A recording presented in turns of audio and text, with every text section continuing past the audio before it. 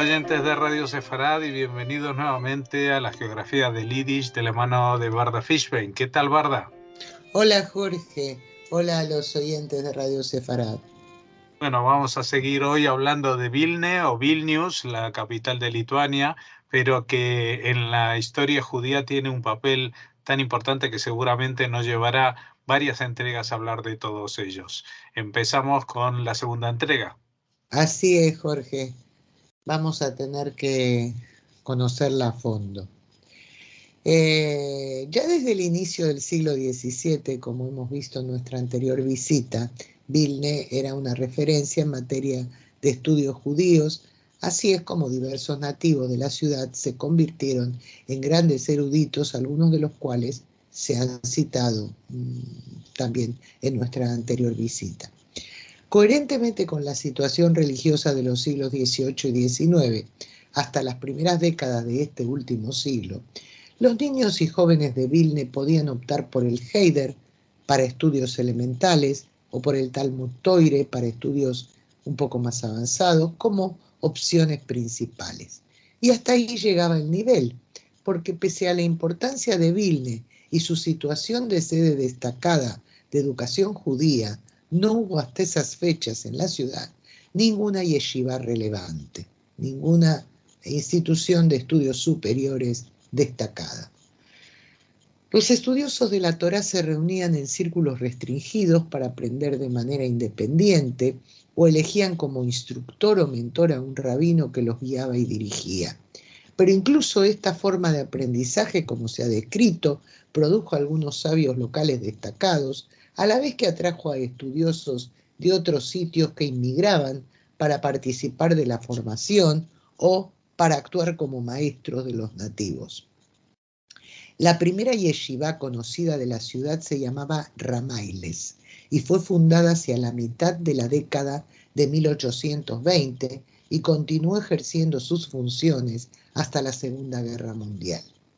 Le siguió la llamada Yeshiva de los 40, que inició su andadura en 1827 y luego hubo una tercera, creada poco después de un decenio más tarde. Además de estas importantes y conocidas, había otras casas de estudio más pequeñas en distintas zonas de la ciudad que también tenían mucho prestigio por el rigor de sus enseñanzas. En contraposición a los tradicionales métodos educativos que hemos mencionado antes, desde los inicios del siglo XIX comenzaron las actividades de la Haskalah o Ilustración Judía en la villa. El movimiento se desarrolló espontáneamente, podríamos decir, a partir de las ideas que iban aportando familias locales dedicadas al comercio que habían conocido esta corriente en otras grandes ciudades de Europa del Este, a las cuales solían desplazarse por sus actividades comerciales o por visitas turísticas. Estas familias pronto pasaron de las ideas a los proyectos concretos. Entre ellas estaban los Rosenthal, los Bloch o los Katzenelnbogen, que en el año 1808 fundaron una escuela moderna en la que se matricularon 100 alumnos en 3 meses, lo que da idea de la fuerza que habían alcanzado los maskilim o seguidores de la Haskalah en la ciudad apenas entrado el siglo XIX. Ese mismo año se fundaba en Vilna la Sociedad de Escritores Hebreos. La casa particular de la familia Katzenelnbogen se convirtió en la década de 1820 en un centro de actividad educativa y social que reunía alumnos que luego trabajarían difundiendo las ideas de la Haskalah por todo el este de Europa. Por otra parte, en Vilna se propiciaba todo tipo de actividades periodísticas, literarias, culturales e historiográficas, con la implicación de importantes figuras intelectuales de la época, ya fueran nativas o extranjeras. La Haskalah continuaba creando proyectos educativos. Así, en las décadas de 1830 y 1840 se abrieron varias escuelas privadas mixtas. Al final de dicho decenio, nacieron escuelas con patrocinio gubernamental para niños judíos. El rabino reformista y asesor educativo Max Lilienthal viajó a Vilna en el año 1842 para fomentar la fundación de nuevas escuelas modernas y 5 años después, en 1847, abrió sus puertas un seminario rabínico de esta tendencia. Y ya en el último cuarto del siglo creció mucho más la población estudiantil judía en escuelas públicas no judías o en gimnasium del país, al igual que en gimnasiums judíos privados. Fue el caso de la Escuela para Niños Kagan y la Escuela para Niñas Sofía Gurevich. En los últimos años de la centuria, concretamente en 1893, 11 escuelas para niños judíos estaban patrocinadas por el gobierno, a la vez que continuaba habiendo muchos heiders tradicionales o modernizados, tanto para niños como para niñas. En otras esferas, relacionadas también con el conocimiento o la información, como fue el periodismo judío, también destacó Vilne.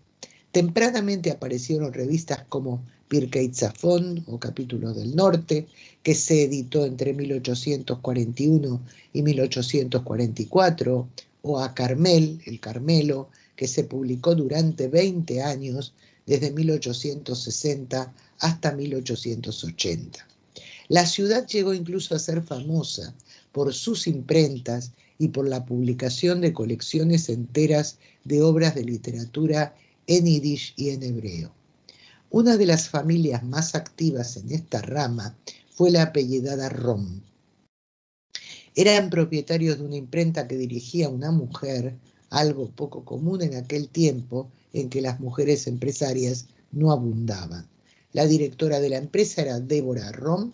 Bajo su dirección, la imprenta de su familia se convirtió en la editorial más grande y destacada de aquel momento, y su fama se debió sobre todo a su edición del Talmud.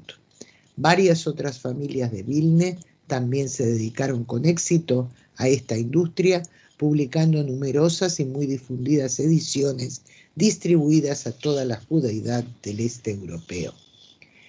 Vilne fue claramente la ciudad principal del imperio en formación y aprendizaje judíos durante todo el siglo, como se ha dicho, y a ello contribuyó en gran medida el ser un núcleo relevante de la Ascalá, lo que hizo que fuera habitual y profusa la afluencia de intelectuales y escritores hebreos a la villa. Hasta el año 1861 continuó habiendo restricciones de residencia de los judíos que solo podían vivir en ciertas calles de Vilne. Esta limitación fue eliminada por el zar Alejandro I y posteriormente su sucesor, el zar Alejandro II, introdujo algunas reformas que supusieron una mayor apertura en general y para los judíos en particular. La ampliación del área de residencia, por ejemplo, a la vez que se les permitió participar de la dirección de instituciones públicas, como hospitales, bancos, y estar presentes en los consejos de los ayuntamientos. Es en esa época cuando en el seminario rabínico oficial se empiezan a oír las voces de los primeros activistas judíos de ideas socialistas en Rusia, entre los que destacó el pionero Aaron Samuel Lieberman, a quien Berborojov calificó como el padre del socialismo judío y que cada vez tenía más numerosos seguidores. En el año 1897, Vilne contaba con 63.000 vecinos judíos, un 41% del total de sus residentes, crecimiento que continuó sin pausa. Así, en 1901 había ya 76.000 judíos en la ciudad, un 46% del total de la población, y en el año revolucionario de 1905 ya eran 100.000, superando la mitad de los vecinos de Vilne, con un 51%. Un crecimiento tan rápido obviamente condujo a que la población judía que más se multiplicaba y que llegaba de pueblos y aldeas del entorno fuera la más desfavorecida económicamente, de modo que fue naciendo un proletariado numeroso que percibía muy bajos salarios, con la consiguiente y generalizada gran pobreza. La historia menciona miles de trabajadores con viviendas en pésimas condiciones de hacinamiento, humedad e insalubres, cuyos habitantes recibían algún alivio por el apoyo económico de filántropos judíos, entre ellos el barón Maurice de Hirsch. Pero la gran mayoría quería huir de esas malas condiciones de vida, a lo que se sumaron los violentos pogromos que asolaron a las comunidades judías en los últimos años del siglo XIX, sobre todo en la cercana Ucrania, además de la política hostil de Alejandro III, Nicolás II y los gobernadores generales, todo lo cual contribuía a que crecieran las tensiones entre los diversos grupos de la población local. Por si todo esto fuera poco, en el año 1900 la hostilidad alcanzó su cúspide al acusarse una vez más a los judíos de un caso de libelo de sangre. De modo que aumentó la emigración y se lentificó el ritmo del crecimiento de la población judía local. En el primer año del siglo XX asistían más de 850 alumnas distribuidas en las 7 escuelas para niñas que había en la ciudad. Por entonces Vilna ya se había convertido claramente en el centro del sionismo de Rusia. Theodor Herzl la visitó en 1903 y tuvo allí un cálido recibimiento. La oficina central del sionismo ruso tuvo su sede principal en Vilna entre 1905 y 1911, como también fue la sede central de Poalei Zion durante un cierto periodo.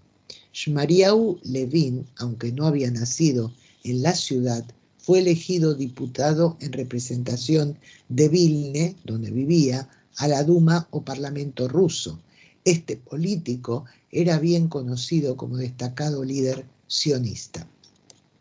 Por otra parte, los miembros ortodoxos de la comunidad funcionaban bajo la dirección de Rabbi Haim Ozer Grodzensky, nacido en el año 1863 y que sirvió nada menos que durante 55 años a la Keilah y al mundo judío religioso de Europa del Este hasta su muerte en 1940.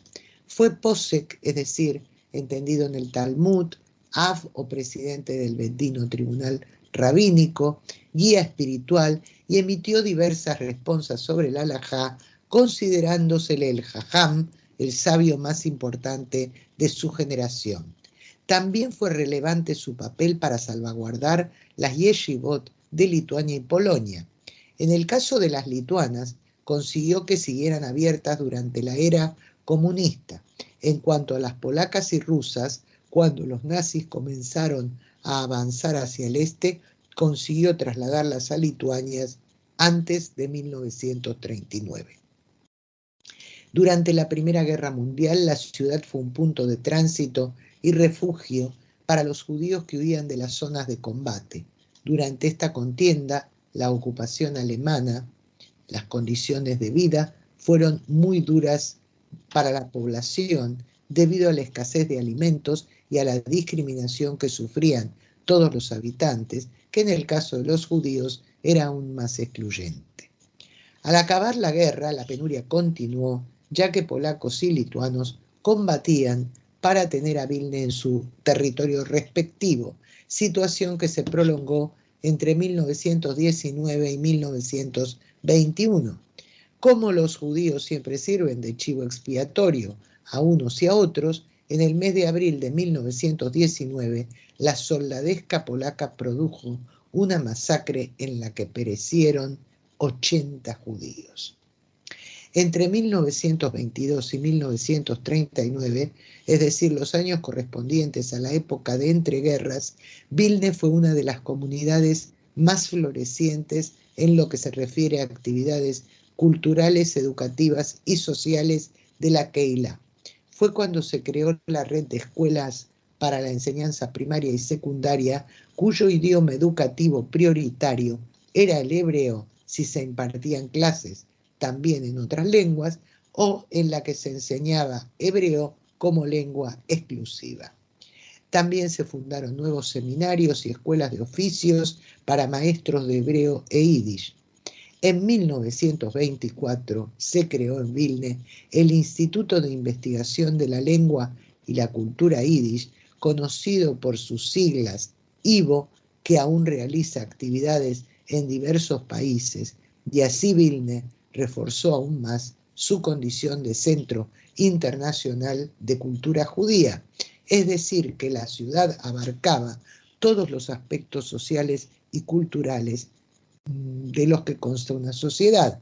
Tenía el sindicato Bund, nacido allí, tenía el IVO, Instituto de Investigación Científica y Cultural, y tenía además una importante red educativa, tanto religiosa como secular. Y bien, vamos ya, acabada esta segunda visita, a hablar de uno de los nativos destacados de la ciudad. En primer lugar, debemos decir que en Vilna tuvo lugar, entre las cosas que hemos mencionado, la fundación del grupo artístico y literario llamado Jung Vilna, uno de los más conocidos, la traducción es Joven Vilnius, uno de los más conocidos de las vanguardias de la época en Europa, siendo sus miembros escritores judíos, generalmente en lengua yiddish. Entre sus miembros se contaron algunos de los grandes de la literatura del siglo XX en yiddish. Uno de sus fundadores fue Chaim Grade, nativo de la ciudad, nacido en el año 1910 y uno de los más importantes escritores en la lengua y en el siglo referidos. Aunque recibió una educación ortodoxa y durante su adolescencia se formó en una yeshiva, su interés por la poesía y sus múltiples intereses por las más diversas materias de conocimiento lo inclinaron hacia la Haskalah. Comenzó a publicar relatos y poesía en lengua yiddish en el año 1932 y al inicio de dicha década nacía el grupo experimental de artistas y escritores ya mencionado Jung Vilna, y del que, como hemos dicho, fue uno de los fundadores. Su fama literaria se extendió muy pronto en la ciudad y más tarde trascendió ampliamente sus fronteras. Cuando los nazis invadieron Vilna, se refugió en la Unión Soviética. Durante la Shoah perecieron su esposa y su madre. Al final de la guerra estuvo viviendo un breve periodo en Polonia y luego en Francia, pero se trasladó definitivamente a Estados Unidos en 1948, instalándose en Nueva York. Allí se dedicó a escribir ficción en yiddish y durante un tiempo se resistió a que su obra fuera traducida. Luego cambió de opinión y, entre otros traductores, su segunda esposa trasladó varias obras suyas al inglés. Ella lo sobrevivió, su esposa vivió hasta el año 2010. Fue en ese periodo de posguerra cuando Chaim Grade escribió poesía en la que trató sobre todo de la supervivencia judía después del Holocausto. Sus novelas más famosas son Die Egune. Esta palabra designa a una mujer abandonada por su marido, pero no divorciada formalmente, por lo que queda en una especie de limbo jurídico y social sin que, según la ley judía, se le permita volver a casarse. La escribió en 1961 y se tradujo al inglés en 1974, al igual que la obra La Yeshiva, en 2 volúmenes, publicada en yiddish entre los años 1967 y 1968, traducida posteriormente al inglés en los años 1976 y 1977. En este caso, la trama discurre sobre cuestiones filosóficas y éticas de la vida judía en Lituania tras la Segunda Guerra Mundial. Uno de sus relatos, titulado en traducción Mi pelea con Ernst Rasdeiner, trata del encuentro casual de un sobreviviente de la Shoah con un antiguo amigo al que conoció mientras estudiaban en una yeshiva. De ellos, uno ha perdido la fe, mientras que el otro sigue siendo un hombre religioso, y lo que el cuento relata es la discusión o pelea entre ambos. Esta historia de Grade se adaptó para el cine en la película titulada The Quarrel, La pelea, y también se representó en teatro. El archivo de los documentos, artículos, originales, etc., del enorme legado de Grade, lo donó su esposa cuando falleció en 2010, como hemos dicho, a una, digamos, custodia compartida, un archivo compartido entre el Instituto Ivo de Nueva York y la Biblioteca Nacional de Israel, y a la vez ambas instituciones detentan los derechos de propiedad intelectual sobre los mismos, a la vez que se comprometieron a digitalizar el archivo para que estuviera disponible online para que estudiosos e investigadores de la obra de este autor pudieran disponer del mismo. Aún en vida del autor, Elie Wiesel lo describió así: Haim Grade es uno de los grandes, sino el más grande de los novelistas yiddish vivos. Grade obtuvo el premio Itzik Manger en el año 1970 por su contribución a las letras en yiddish. Este escritor falleció en Nueva York en el año 1982. Y bien, Jorge, hasta aquí nos quedamos en Vilna, pero nos comprometemos a volver a visitarla porque todavía falta contar muchas cosas de esa gran ciudad de historia y cultura judías. Pues estaremos esperándote para dentro de 2 semanas volver a recorrer esa geografía del Yiddish. Muchas gracias, Barda Fishman, y hasta entonces. Gracias a ti, Jorge.